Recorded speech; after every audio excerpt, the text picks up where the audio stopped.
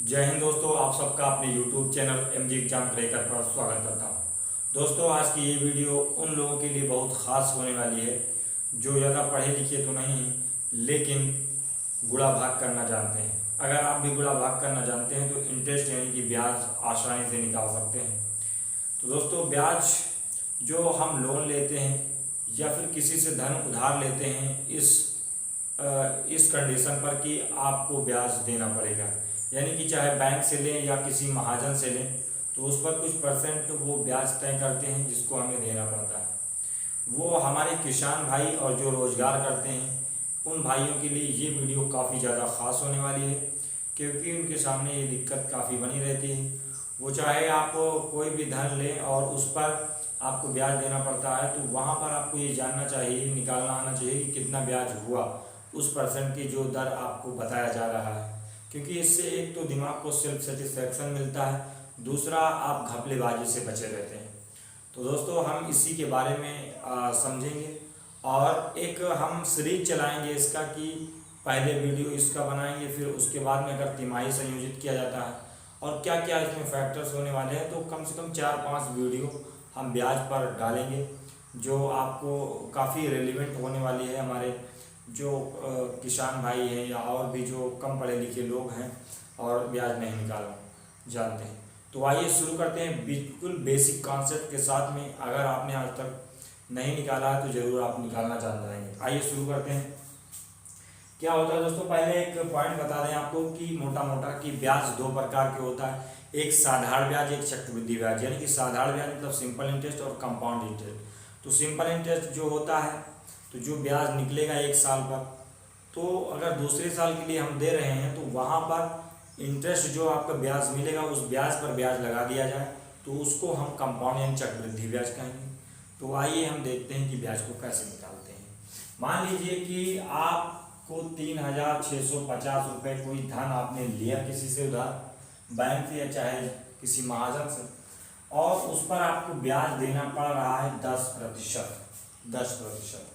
तो अब आपको ये बताना है कि जो आपने ये ब्याज मतलब ये अमाउंट लिया, इस पर 10% ब्याज है, तो कितना ब्याज हमें साल के अंत में कितने रुपए देना पड़ेगा। और दूसरी बात दोस्तों, एक एक दिन का ब्याज आप निकाल सकते हैं, 2 साल का, 3 साल का भी निकाल सकते हैं, एक एक सेकंड का आप ब्याज निकाल सकते हैं। हम अंत में बताएंगे कि एक एक सेकंड का ब्याज कैसे निकाल सकते हैं। तो पहले कॉन्सेप्ट को समझिए। तो जब भी आपको ब्याज निकालने के लिए आए तो आप क्या करेंगे कि जितना अमाउंट दिया होगा उसको, जो आपका प्रतिशत दर होगा उसको उससे गुणा कर देंगे और हर हाल में आपको 100 से भाग करना है। तो जैसे आप 100 से भाग करेंगे तो आप यहाँ देखेंगे कि 365 रुपये आ गया। तो ये 365 क्या है? ये ब्याज है, लेकिन कितने दिन का? 1 साल का।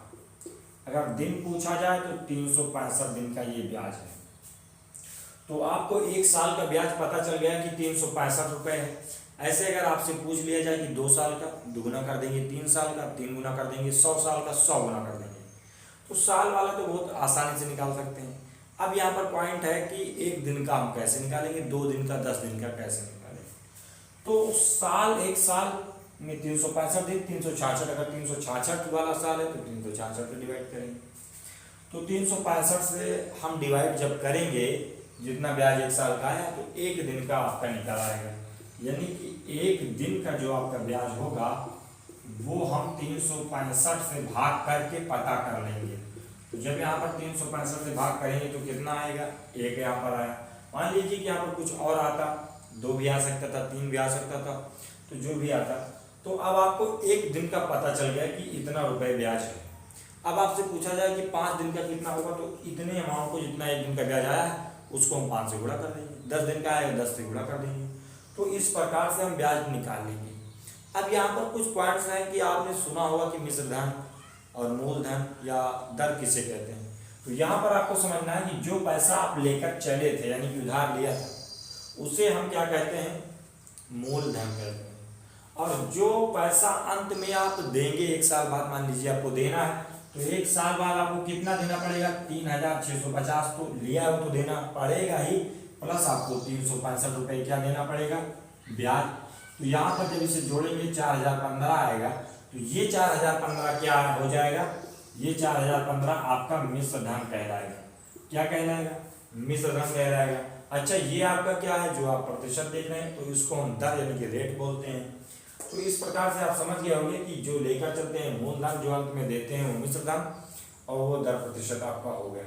तो इस तरीके से आप समझ गए होंगे कि कितने, एक दिन का चाहे 2 दिन का चाहे 10 दिन का आप निकाल सकते हैं, 1 साल 2 साल 10 साल का।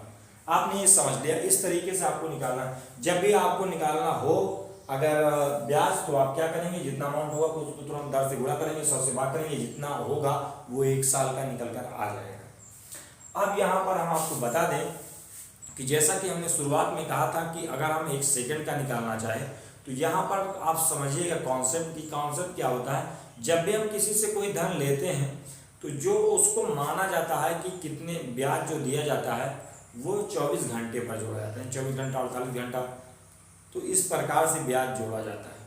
तो अगर आप 1 घंटे का भी निकालना चाहें, क्योंकि एक ही दिन का देखिए जोड़ा जाता है, लेकिन मान लीजिए कि 1 घंटे का भी जोड़ा जाए, तो उस हिसाब से आप क्या करेंगे, 1 दिन का आपको पता जितना चल गया है उसको 24 से भाग करेंगे, 1 घंटा का पता चल जाएगा।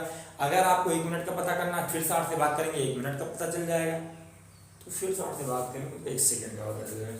तो इस प्रकार से आप निकाल सकते हैं। लेकिन आप जानते हैं कि 24 घंटे में अगर आपका धन किसी के पास है या किसी का धन आपने लिया, तो 24 घंटे बाद इतने % आपको दे दिया जाएगा।